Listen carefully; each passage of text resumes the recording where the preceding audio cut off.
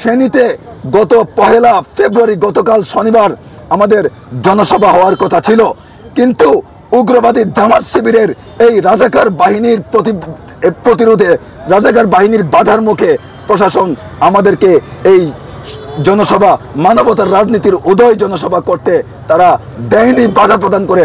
তার প্রতিবাদে ইনসানিয়ত মানবতার রাজনীতির প্রবর্তক এবং ইনসানিয়ত বিপ্লবের প্রতিষ্ঠাতা আল্লামা ইমাম হায়াতের আহ্বানে আজ রোববার অর্ধবেলা হরতালের যে ডাক আমরা পেয়েছি, তার সমর্থনে আজকের এই হরতালের কর্মসূচির পার্ট হিসেবে বিবাড়িয়া জেলায় আমরা এই কর্মসূচি হাতে নিয়েছি। দাবিটি হলো সরকার এই জঙ্গিবাদ জামাত শিবির এক গোষ্ঠীর উগ্রবাদী রাজনৈতিক এবং ধর্মের নামের অধর্ম উগ্রবাদী এই জামাত শিবির রাজাকারকে যেভাবে প্রশ্রয় দিচ্ছে তার থেকে সরে আসতে হবে এবং অন্তর্বর্তী সরকার আমরা যে শর্তগুলো দিয়েছি, জনগণের জানমালের নিরাপত্তা, দ্রব্যমূল্যের অগ্নিমূল্য, মাজার শরীফে হামলা এবং পীর তরিকত আমাদের সম্মানিত পীর সাহেবদের মাজার শরীফ সময়ে যে আউলিয়া কেরামের মাজারে হামলা এবং দ্রব্যমূল্যের উপর অতিরিক্ত ভ্যাট প্রত্যাহার এবং এই তার দায় নিয়ে অন্তর্বর্তী সরকারের পদচ্যুতির দাবিতে আমাদের এই আজকের হরতাল। আমরা চাই ধর্ম যার যার, ধর্মবিশ্বাস যার যার, রাষ্ট্র দুনিয়া সবার। রাষ্ট্র এক ধর্মের এক জাতির নয়, রাষ্ট্র সবার, সব মানুষের। রাষ্ট্রকে করো না দস্যুতা, ক্ষমতাকে করো না স্বৈরতা। রাষ্ট্র সবার, সব মানুষের। প্রতিটি মানুষ যার যার বিশ্বাস আদর্শ নিয়ে স্বাধীনভাবে চলবে, কেউ কাউকে নিষিদ্ধ করতে পারে না।